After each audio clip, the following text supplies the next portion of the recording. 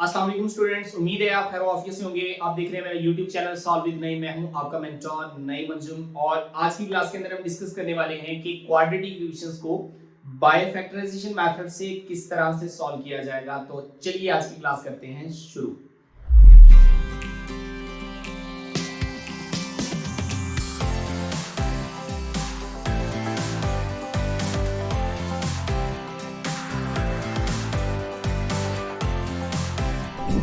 तो जी बच्चों, class 10th की मैथ की अगर हम बात कर लें तो उसमें हमारे पास क्वेश्चन नंबर 2 एक्सरसाइज 1.1 का पार्ट 1 है। ये हमारे पास है एक क्वाड्रेटिक इक्वेशन x² - x - 20 = 0।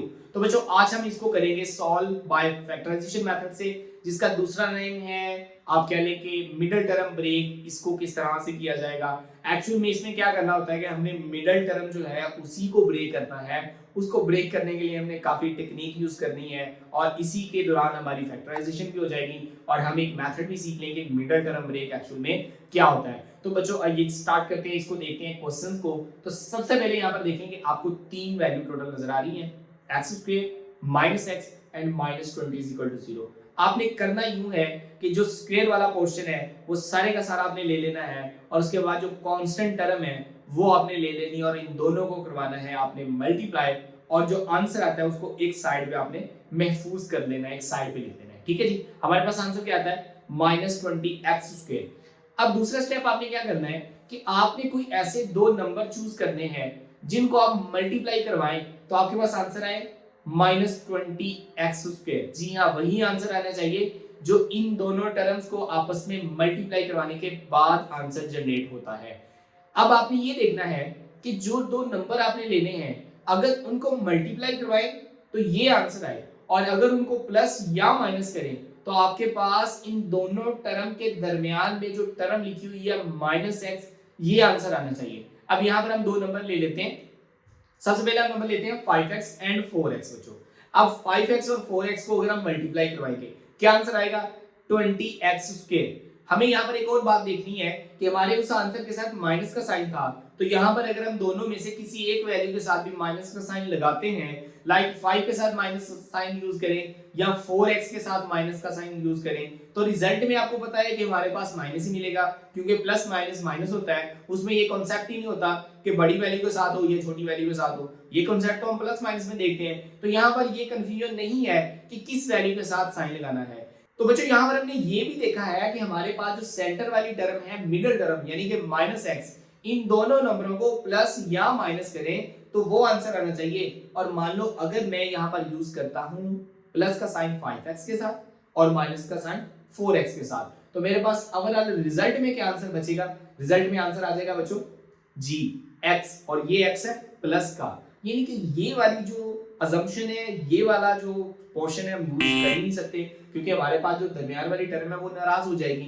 तो अब हमने क्या करना है, माइनस का साइन लेके आना है। तो हम क्या करेंगे 5x के साथ माइनस का साइन यूज करेंगे और 4x के साथ प्लस का साइन यूज करेंगे। अब ये वो दो नंबर हैं बच्चों जिनको हम मल्टीप्लाई करते हैं तो वही आंसर आता है जो इस इक्वेशन की दोनों टर्म को मल्टीप्लाई करने से आ जाएगा। और अगर हम इनको प्लस या माइनस करते हैं तो हमारे पास वही आंसर आता है जो इस इक्वेशन में जो मिडिल टर्म है लाइक -x है वो आंसर देगी। तो अब हम उस -x की जगह ये दो नंबर यूज करेंगे और हम कुछ इस तरह से लिखेंगे कि x² -5x + 4x - 20 = 0। तो यहाँ पर आपने देखा कि हमने जस्ट x की जगह दो नंबर रिप्लेस कर दिए, -5x + 4x। यहाँ पर टोटल आपके पास चार टर्म आ चुकी हैं। ठीक है, first, second, third and fourth term. अब आपने दो दो टर्म को अलग करके ये देखना है कि कौन सी चीज है उसमें जो कॉमन है। अगर कोई पोर्शन कॉमन है तो वो आप कॉमन लेंगे।